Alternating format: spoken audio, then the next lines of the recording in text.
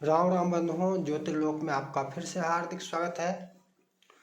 अशौच प्रकरण में हम चल रहे हैं और अशौच प्रकरण में एक विशेष प्रकार जो है उसका नाम है श्रावाशौच या छतजा शौच। अशौच प्रकार को ही जब 4 प्रकार हमने समझा था तो 4 प्रकार में से तीसरा प्रकार जो था उत्तर क्रिया शौच, उसको वो कहीं ना कहीं मरना शौच से ही संबंध है, प्रेत से शावा शौच से ही जुड़ा हुआ है, संबंधित है। और अन्य विधि से 3 प्रकार होते हैं। 3 प्रकार में उसी तरह जन्मा शौच, मरना शौच और तीसरा जो है वो श्रावा शौच होता है या छतजा शौच भी कहते हैं। श्रावा शौच भी कहते हैं, छतजा शौच भी कहते हैं इसको।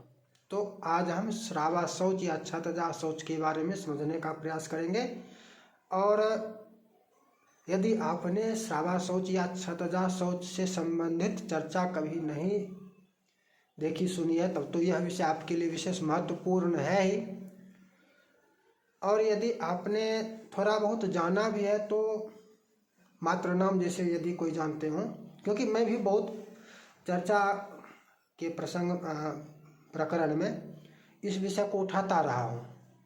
जैसे उन बड़े बड़े कथा वक्ताओं को जो प्रतिदिन पूरा क्लीन करके आते हैं, मेकअप लगा के पूरा सफा चट मार के प्रतिदिन शेविंग जो करते हैं, डेली शेविंग, तो उनके लिए मैं इस विषय को अवश्य उठाता हूँ। कर्मकांड विधि.in पर भी जो वेबसाइट है वहाँ पर भी ये चर्चा की गई है और YouTube पर वीडियो में भी कई बार आपको इस प्रकार की चर्चा मिल रही होगी कि ये लोग कैसे करते हैं, किस आधार से करते हैं। क्योंकि श्रावा शौच यहाँ पर अरंगा लगाता है। प्रतिदिन वो श्रावा शौच या छतजा शौच दोनों एक ही है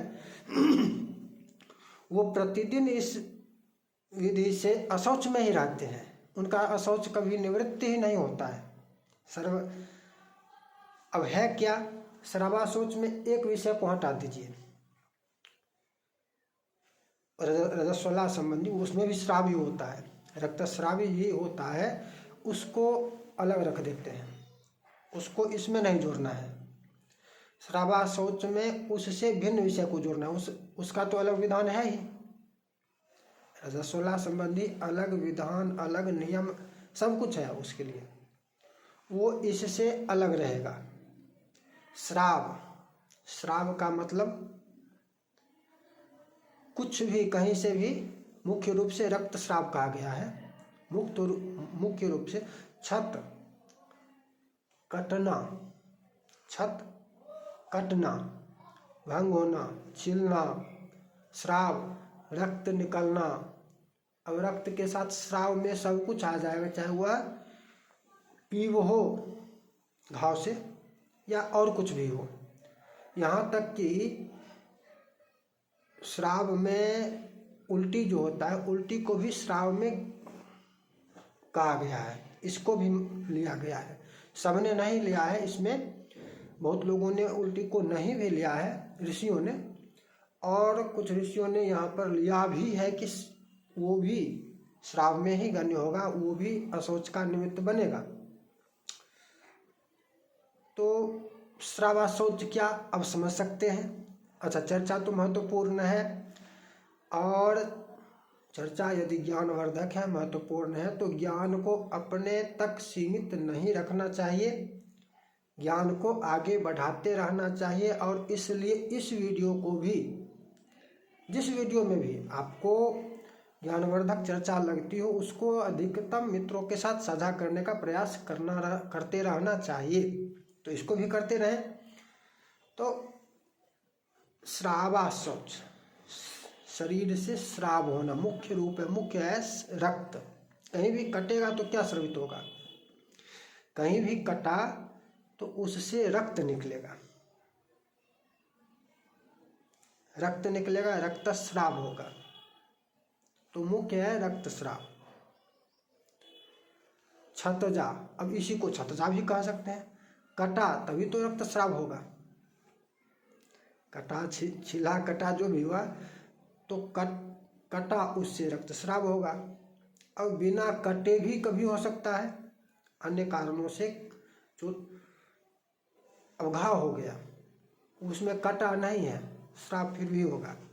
बिना कटे भी वो स्वतः कट ही जाएगा। क्षत का तात्पर्य शस्त्र चाकू इत्यादि से ही कटना नहीं। अब नाखून काट रहे हैं ब्लेड से, तो यहाँ पर कट गया, तो इस अधिक कट गया तो रक्त निकलेगा। इसको क्षत भी होगा और स्राव भी होगा, दोनों नाम होगा। क्षतजा शौच भी कर सकते हैं और श्रवा शौच भी कर सकते हैं। इसी प्रकार से दाढ़ी, बाल इत्यादि, मुख्य रूप से दाढ़ी तो बहुत लोग प्रतिदिन बनाते हैं और बाल कभी कभार छोड़कर में, तो ये शेविंग करते समय भी लग गया, बूंद निकल गया तो वो स्राव हो गया, वो क्षत हो गया। क्षतजा शौच या श्रावा शौच इसी को कहते हैं। क्षतजा शौच या श्रावा शौच क्या है? कहीं पर कटना, उससे क्षत होना, कटना, उससे रक्तस्राव होना, रक्तस्राव हो अथवा व्रण आदि के कारण स्राव हो। अब इसमें थोड़ा सा एक है कि ऊर्ध्व भाग और अधः भाग, इससे भी संबंध थोड़ा सा इसमें प्रमाण भी है कि अच्छा, कालिका पुराण का एक प्रमाण है, जानूर्ध्वम क्षतजे जातो नित्य कर्म न चाचरेत नैमित्तिकम च तदधः श्रावाद्रक्तो नवाचरित। अच्छा, यहाँ पर मुख्य रूप से रक्त की चर्चा की गई है। प्रमाण में रक्त की चर्चा है कि जानूर्ध्वम, जानू से ऊपर, क्षतजे जातो, क्षत हो तो, श्राव हो तो, नित्य कर्म न चाचरित, तो उसमें नित्य कर्म का आचरण नहीं करे, अर्थात अशौच उस स्तर का हो जाता है कि उसमें नित्य कर्म का भी निषेध हो जाता है। नित्य कर्म का निषेध कब होता है? जब अशौच हो। संख्या, दिन की संख्या इसमें समझ लेंगे, एक दिन इसकी संख्या है, ये एक दिन का ही होता है, ये 10 दिन या 3 दिन का नहीं होता है, ये एक दिन का ही होता है। किंतु यदि ऐसा हो जाए कि बार बार वो छोटा सा हो तब तो एक दिन का ले, बार बार ना हो। और यदि बड़ा सा हो, उसमें मरहम पट्टी करना पड़े, कई दिनों तक होता रहे, तो जब तक होता रहेगा तब तक के लिए अशौच रहेगा। श्राव जितने दिन होगा उतने दिन तक, जब तक वो ठीक नहीं हो जाएगा।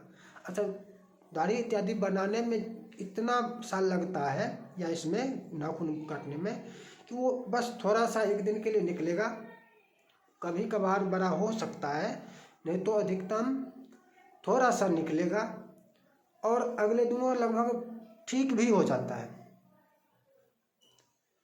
एक दिन का अशौच इसमें मान्य होता है। यदि बड़ा घाव हो जाए और उसमें फिर से श्राव होता रहे, स्रवित होता रहे, तो श्रावाशौच बढ़ता रहेगा।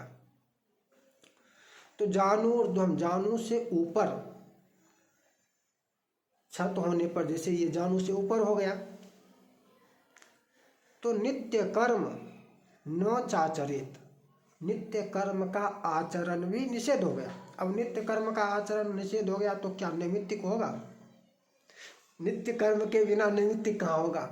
नित्य कर्म के निषेध होने का तात्पर्य है कि अन्य सभी कर्मों का भी निषेध हो गया। जितने भी बिना नित्य कर्म किए कोई भी नैमित्तिक काम इत्यादि कोई कर्म होता ही नहीं है। नित्य कर्म के बिना प्रेत कर्म ही मात्र होता है। अर्थात ये लोग जो प्रतिदिन करते हैं, बड़े बड़े कथावाचक, उनको मात्र प्रेत पिंड देने का अधिकार है। व्यास गद्दी पर वो अशौच हैं, अशौचावस्था में रहते हैं। न, अच्छा, नीचे, जानू से नीचे, नैमित्तिकम च तदधः स्रवाद्रक्तो नवाचरित। यदि जानू से नीचे रक्तस्राव हो तो नैमित्तिक मात्र का आचरण न करे, मात्र नैमित्तिक कर्म का त्याग करे और नित्य कर्म अर्थात नित्य कर्म वहाँ पर करे। दोनों में अंतर है। नित्य का निषेध होने का तात्पर्य है कि नित्य नैमित्तिक काम तीनों कर्म निषेध हो गया। नित्य कर्म के निषेध का तात्पर्य बिना नित्य कर्म किए नैमित्तिक कर्म नहीं कर सकते। तो सभी काम्य कर्म नहीं कर सकते जब तक नित्य कर्म ना कर ले। तो नित्य निषेध का तात्पर्य है कि अन्य सभी कर्मों का भी निषेध हो गया। और जानु से नीचे यदि रक्तस्राव हो, पैर में ठेस लग जाए, पैर में ठेस लग जाए, रक्तस्राव हो जाए, पैर की का नख काटते समय हो जाए, छत रक्तस्राव हो जाए, तो उसमें नैमित्तिक कर्म का निषेध किया गया है। कालिका पुराण का यह प्रमाण है। नित्य कर्म का निषेध उसमें नहीं है, अर्थात वहाँ पर नित्य कर्म होगा। तो ये जो प्रतिदिन ये करने वाले हैं, इनको तो नित्य कर्म का भी अधिकार नहीं होता है। ये व्यास गद्दी पर बैठकर कैसे, ये चर्चा में बार बार करता रहा हूँ, बहुत बार करते रहा हूँ। आपको वेबसाइट पर भी बहुत जगह मिलेगा और यूट्यूब की चर्चा में भी आपको बहुत जगह मिलेगा। इसकी कितने दिन की बात है, तो एक दिन। अब तर्क पर आते हैं, व्यवहार से सम्मत तर्क पर। प्रमाण की चर्चा हो गई, अधिक चर्चा अब बहुत लंबी नहीं करेंगे, थोड़ा सा व्यवहार पर आते हैं। श्राद्ध में या किसी भी यज्ञादि में जहाँ कहीं भी छौर का विधान है, जहाँ कहीं भी छौर का विधान है, वह कर्म से एक दिन पूर्व है। श्राद्ध में एकादशा द्वादशा को श्राद्ध होना है, तो नखवाल छौर कर्म एकादशा से एक दिन पहले ही, नखवाल छौर कर्म एक दिन पहले ही, क्योंकि यहाँ पर पुनः श्रावा शौच छतजा शौच जो है ये संभावित है, ये हो जाएगा, और ये हो जाएगा तो फिर अगले दिन, उस दिन यदि एकादशा को करेंगे तो फिर एकादशा का कर्म निषेध हो जाएगा, छतजा शौच में आ जाएंगे। तो एक दिन पूर्व यज्ञ आदि में भी जहाँ कहीं भी छौर का विधान है, मात्र एक स्थान को छोड़कर, कहाँ पर छोड़ना है, तीर्थ श्राद्ध में। तीर्थ श्राद्ध में श्रावा शौच मान्य नहीं होता है, छतजा शौच मान्य नहीं होता है। उसी दिन छौर कर्म और उसी दिन श्राद्ध। अब क्यों? तो घर के नियम, घर के विधान भिन्न होते हैं। यात्रा के, तीर्थ के, घर से बाहर होने पर विधान भिन्न होते हैं, दोनों जगह के नियम परिवर्तित होते हैं, ये स्वाभाविक है। इसलिए तीर्थ का तात्पर्य कि तीर्थ यात्रा पर गए। तीर्थ यात्रा प्रकरण में मुख्य कर्म श्राद्ध ही है। स्नान, तीर्थ स्नान और श्राद्ध। वहाँ पर तीर्थ स्नान और श्राद्ध से पहले छौर कर्म आवश्यक होता है।